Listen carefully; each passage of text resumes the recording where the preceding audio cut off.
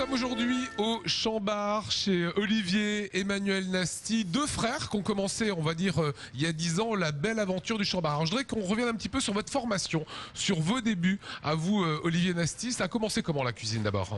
Je suis d'abord passé chez monsieur Jean Schillinger à l'époque. J'ai été second du papa. Et puis après à l'Auberge de Lille, je suis reparti en Bretagne chez Rollinger, qui lui aussi avait 3 étoiles. Un restaurant sur la Côte d'Azur, un petit séjour en Angleterre. Et je m'installe assez rapidement, à vrai dire, il y a 17 ans maintenant en arrière, au caveau d'Eguisheim. Un jour, vous tombez ici à Kaysersberg, sur cet endroit. Vous n'êtes pas seul, parce qu'il y a la notion de famille chez les Nasty, elle est importante. Il y a Emmanuel, qui est un architecte, qui n'a rien à voir avec la cuisine. Comment, il y a 10 ans, vous décidez ensemble de créer quelque chose? Lui quitte son métier. Alors c'est assez bien de le dire parce que c'est tellement souvent le contraire que les gens quittent notre métier pour faire un autre métier. Et voilà, mon frère lui se passionne pour le vin. Quelque part, c'est là où il faut tirer le chapeau parce que moi, cuisinier avec un parcours professionnel assez costaud, j'ai un pas d'avance, on va le dire comme ça. Et lui, donc, a dû travailler fortement et seul. À vrai dire, c'est un autodidacte dans le monde du vin. Et puis, c'est à force de dégustation, de sortie, tous ces jours de congé qu'il a mis en place une carte des vins et puis une grande connaissance dans le monde du vin. Alors, on retrouvera Emmanuel dans un instant. Durant ces 10 ans, c'est l'évolution, c'est l'étoile. Un jour, comment est-ce qu'on accueille sa première étoile? Quand on est artisan et qu'on se bat tous les jours pour faire une qualité de travail, pour avoir vraiment le meilleur de ce qu'on est capable de faire, en gros c'est le Graal.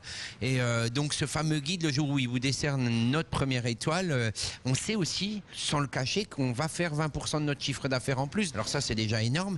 Et puis après, le regard que peut avoir un professionnel ou un client sur vous quand vous avez une première étoile, quoi. Ça c'est incroyable. Il y a des fois on est surpris de ce regard. Il change.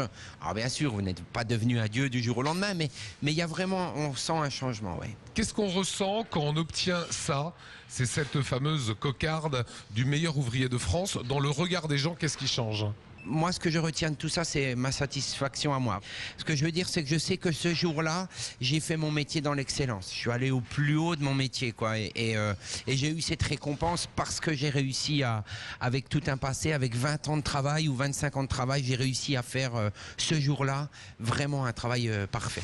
Voilà, ça c'est la récompense suprême. Un gros entraînement avec Emmanuel, votre frangin, pour réussir ce concours de MAF. Ouais, mon frère m'a protégé, m'a mis dans une bulle, quoi, en gros.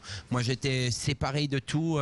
J'étais au sein de l'entreprise, mais quelque part, j'ai quitté l'entreprise pendant toute ma préparation. On peut le comparer comme un grand sportif. S'il est seul, s'il n'a pas de coach, s'il n'a pas tout ça autour de lui, seul, tu n'y arrives pas, quoi. Je veux dire, il faut que tu sentes que tout le monde est avec toi et est prêt à faire le sacrifice qu'il faut, quoi. Aujourd'hui, Alsace Vin est ici, c'est un anniversaire, c'est les 10 ans.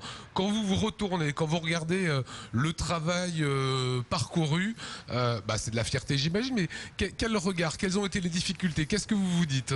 Je pense qu'il y a beaucoup fait dans notre réussite, c'est tout ce que j'ai mis en place pour ce terroir alsacien. La tradition ne rime pas forcément avec quelque chose de classique et lourd. La tradition peut être moderne, dynamique et vivante. Ça serait ça le bilan des 10 ans, de se dire, voilà, j'ai fait de ce terroir quelque chose à ma façon. On s'est imprégnés tous les deux de ce terroir, lui, mon frère par le vin et puis par cette vie, cette culture alsacienne, et puis moi par la cuisine.